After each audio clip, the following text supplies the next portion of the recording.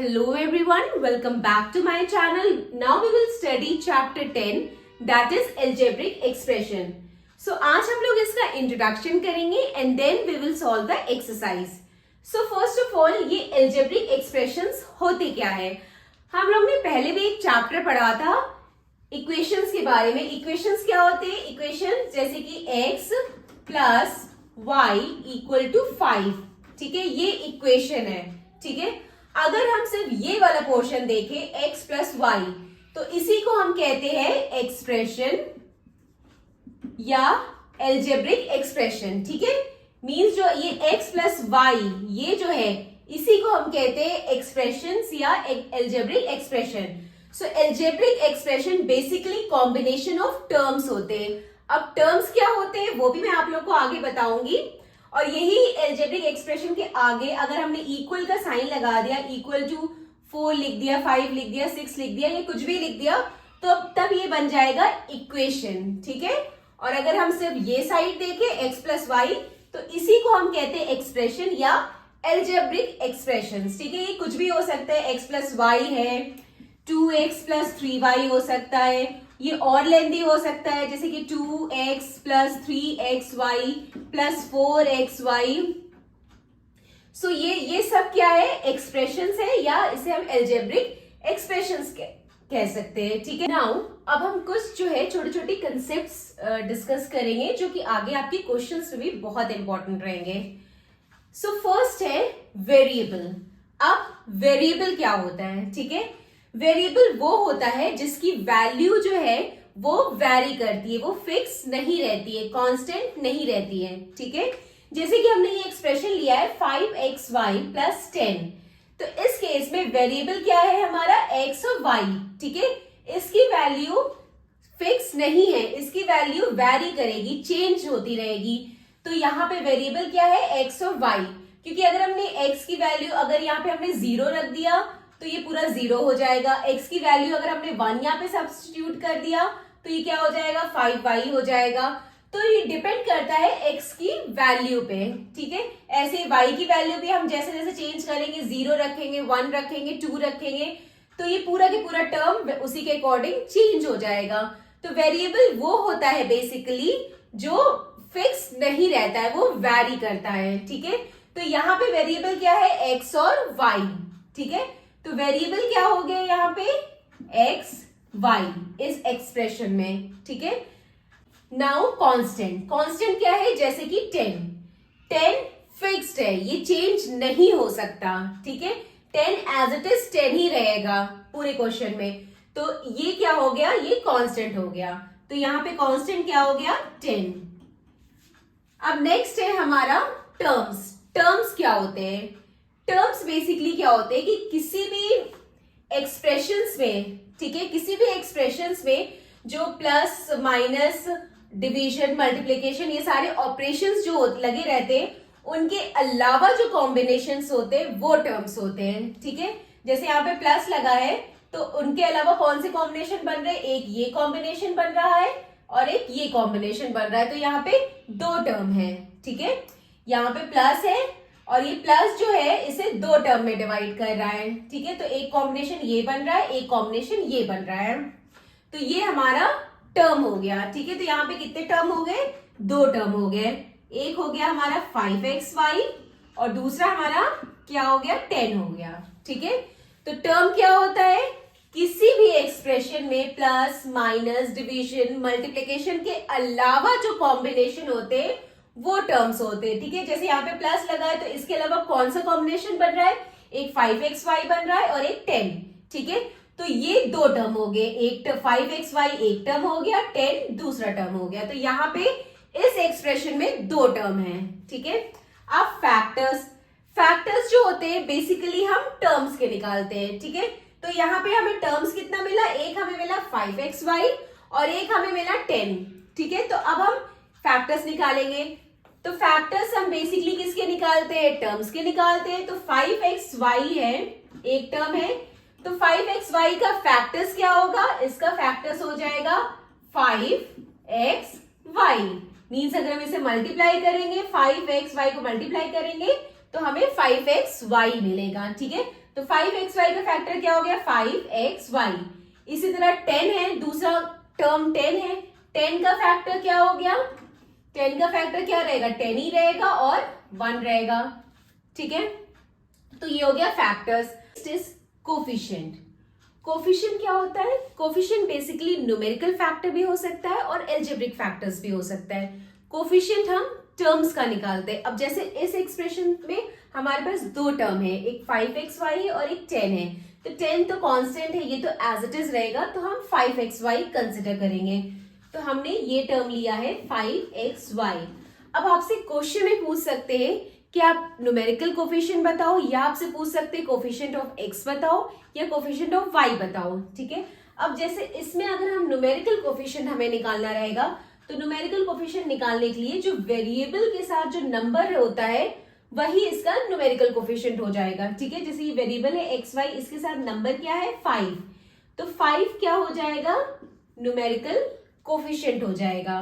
ठीक है, और कभी कभी आपसे ये भी पूछ सकते हैं कि कोफिशिएंट ऑफ x बताओ। अब इस टर्म में अगर हम कोफिशिएंट ऑफ x निकालें तो कोफिशिएंट ऑफ x क्या हो जाएगा, x के अलावा जो कॉम्बिनेशन बचेंगे वो हम लिखेंगे। तो कोफिशिएंट ऑफ x क्या हो जाएगा 5y।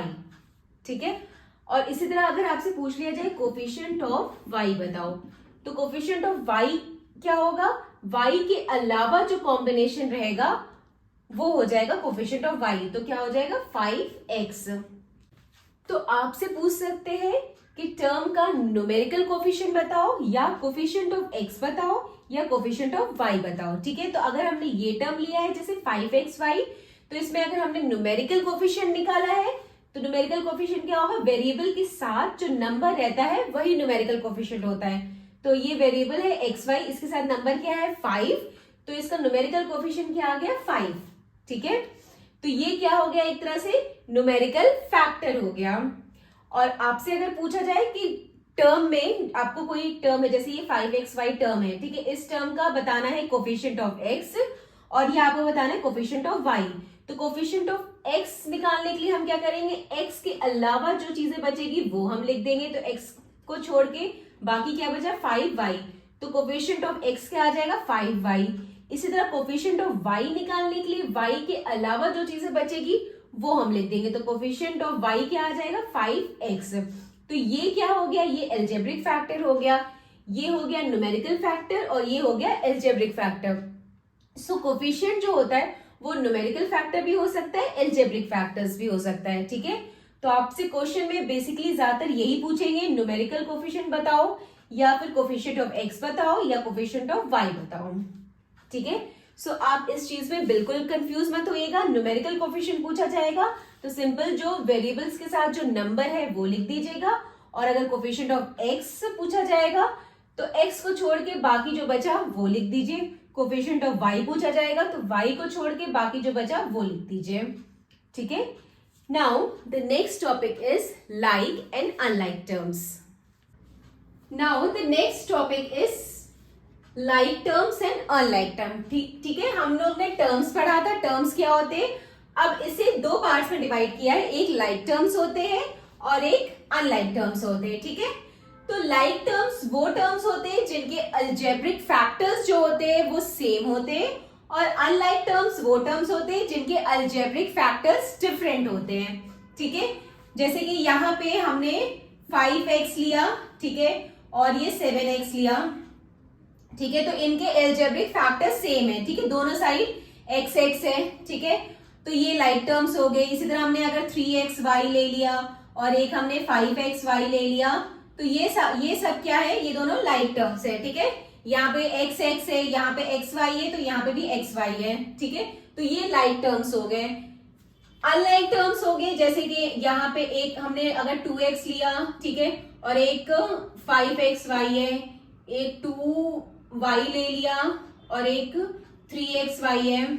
ठीक है, तो ये हो गए अनलाइक टर्म्स। ठीक है, क्योंकि यहाँ पे x है, यहाँ पे xy है, ठीक है, यहाँ पे y है, यहाँ पे xy है, मतलब इनके अलजेब्रिक फैक्टर्स जो है डिफरेंट है और इनके अलजेब्रिक फैक्टर्स जो है सेम है। ठीक है, तो लाइक टर्म्स वो टर्म्स होते हैं जिनके एल्जेब्रिक फैक्टर्स सेम होते हैं, अनलाइक टर्म्स वो टर्म्स होते हैं जिनके एल्जेब्रिक फैक्टर्स डिफरेंट होते हैं।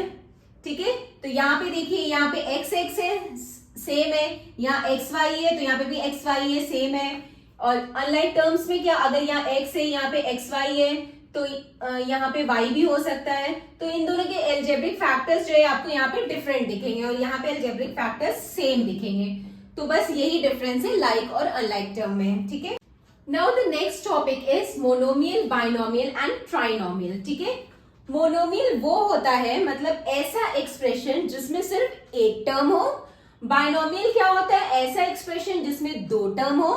और ट्राइनोमियल का मतलब ऐसा एक्सप्रेशन जिसमें 3 टर्म्स हो, इनमें और इनमें अनलाइक टर्म्स होने चाहिए। ठीक है, ठीक है, मोनोमियल क्या होता है, वो एक्सप्रेशन जिसमें एक टर्म हो। ठीक है, तो इसमें क्या होता है, एक टर्म होता है। ठीक है, और इसका जैसे एग्जांपल, इसका एग्जांपल जैसे ये 2x मैंने ले लिया। ठीक है, सिर्फ एक टर्म, वो एल्जेब्रिक एक्सप्रेशन जिसमें एक टर्म हो वो मोनोमियल होता है। ठीक है, दूसरा बाइनोमियल, वो एल्जेब्रिक एक्सप्रेशन जिसमें 2 अनलाइक टर्म्स हो। ठीक है, 2 अनलाइक टर्म्स हो, वो होता है बाइनोमियल। ठीक है, अब यहाँ पे जैसे 2x है और प्लस y। ठीक है, तो एक टर्म ये हुआ, एक टर्म ये हुआ। ठीक है, 2 अनलाइक टर्म होने चाहिए, लाइक टर्म्स नहीं होने चाहिए इसमें, क्योंकि अगर लाइक टर्म्स हुआ, सपोज करिए अगर ये 2x और प्लस x होता, ठीक है, तो ये मोनोमियल होता कि ये बाइनोमियल होता। ये क्या होगा, ये ऐड हो जाएगा। ठीक है, ये भी 2x है और ये भी x है। ठीक है, सेम वेरिएबल्स है तो ऐड हो जाएगा, तो ये क्या हो जाएगा, 3x हो जाएगा। ठीक है, तो अगर आप लाइक टर्म्स लेंगे तो ऐड करेंगे तो वो मोनोमियल बन जाएगा। ठीक है, तो इसीलिए कह रहे यहाँ पे बाइनोमियल में क्या होता है कि 2 अनलाइक टर्म्स होने चाहिए यहाँ पे। ठीक है, अगर लाइक टर्म्स होंगे तो वो ऐड हो जाएगा। ठीक है, तो इसीलिए फिर वो मोनोमियल बन जाएगा। तो इसीलिए यहाँ पे हमें 2 अनलाइक टर्म्स लेना है। ठीक है, तो ये 2x प्लस वाई हो गया, एक टर्म ये हो गया, एक टर्म ये हो गया। और ट्राइनोमियल क्या होता है, इसमें 3 अनलाइक टर्म्स होंगे। ठीक है, 3 अनलाइक टर्म्स। तो जैसे कि 2x प्लस y है और यहाँ पे हमने एक 8 ले लिया, एक टर्म, 2 टर्म और 3 टर्म, और तीनों अनलाइक टर्म्स होने चाहिए। ठीक है, now the next is polynomial. अब पॉलिनोमियल क्या होते हैं, ऐसे एक्सप्रेशन जिसमें एक या एक से ज्यादा टर्म है उसे हम कहते हैं पॉलिनोमियल। ठीक है, तो ये मोनोमियल, बाइनोमियल और ट्राइनोमियल, ये तीनों ही क्या है, पॉलिनोमियल है। ठीक है, क्योंकि मोनोमियल में एक टर्म है, बाइनोमियल में 2 टर्म है एंड ट्राइनोमियल में 3 टर्म है। ठीक है, तो पॉलिनोमियल क्या होता है, ऐसे एक्सप्रेशन जिसमें एक या एक से ज्यादा टर्म है उसे हम कहते हैं पॉलिनोमियल।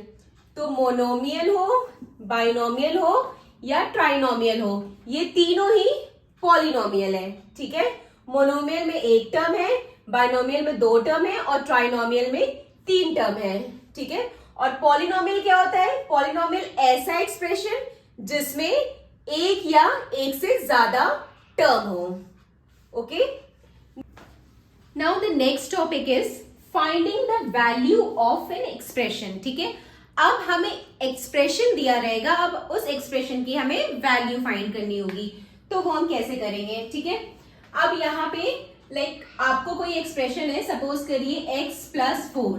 ठीक है, x प्लस 4 ये एक एक्सप्रेशन है। ठीक है, अब आपको दे दिया जाएगा कि आपको ये भी गिवन रहेगा कि x की वैल्यू 2 है। ठीक है, आपको ये गिवन है कि x की वैल्यू 2 है और आपको इस एक्सप्रेशन की वैल्यू फाइंड करनी है।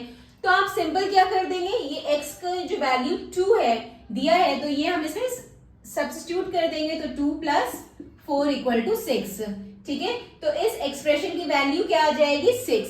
मतलब आपको x की या जो भी वेरिएबल्स होंगे उसकी वैल्यू दी रहेगी, आपको एक्सप्रेशन का, पूरा एक्सप्रेशन का वैल्यू निकालना है। ठीक है, तो ये तो छोटा सा एक्सप्रेशन है। मान लीजिए आपके पास कोई एक्सप्रेशन हो 2x प्लस 3y प्लस 7, ये आपके पास एक्सप्रेशन हो, ठीक है। अब यहाँ पे आपको दे दिया गया कि x की वैल्यू 2 ले लीजिए और y की वैल्यू 1 लीजिए, ठीक है। ये आपको गिवन रहेगा, x की वैल्यू 2 है और y की वैल्यू 1 है, ये गिवन रहेगा और आपको बोला जाएगा कि इस एक्सप्रेशन की आपको वैल्यू निकालनी है। तो आप सिंपल क्या करेंगे, x की वैल्यू 2 रख देंगे, तो 2 इंटू 2 प्लस y की जगह 1 रख देंगे, 3 इंटू 1 प्लस 7, तो क्या आ जाएगा 2 2 4 प्लस 3 1 3 प्लस 7, ठीक है। तो ये आ गया 7 प्लस 3 10 14, ठीक है। तो इस तरह से हम किसी भी एक्सप्रेशन का वैल्यू निकालेंगे, ठीक है। So this completed our chapter number 10. Now next move to exercise 10.1. Bye bye, take care.